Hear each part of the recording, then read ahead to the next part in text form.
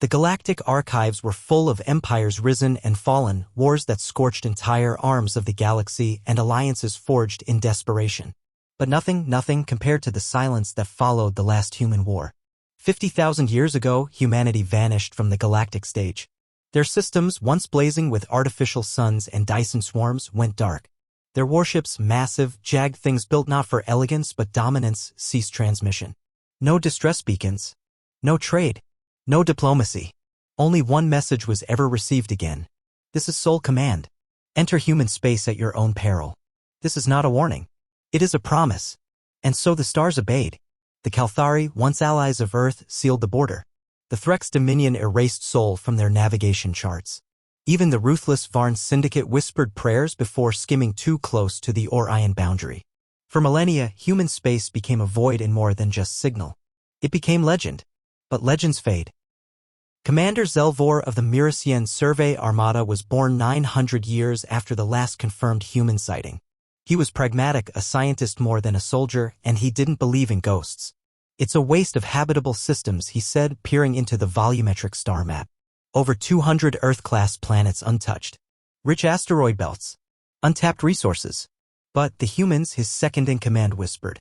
Zelvor waved a claw. Myths. If they were still alive, we'd know. It's been 50,000 years. The galaxy moved on. And so the Mirasian flagship, Surveyor's Grace, crossed into human space.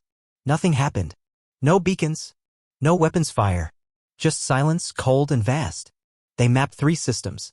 All showed signs of ancient human construction, cities built into moons, craters lined with scorched alloy, stations drifting like the corpses of gods. Ruins, yes, but no life. Until the 4th system.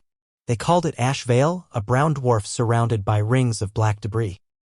As Surveyor's Grace approached, the crew noticed a change. Their instruments jittered.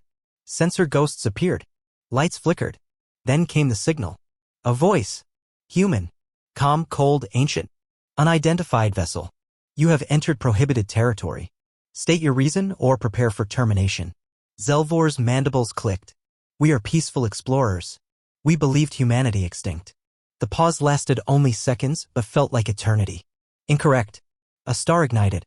No, not a star. A ship.it emerged from the dark side of a shattered moon, blacker than space, outlined only by the corona of energy flaring from its engines.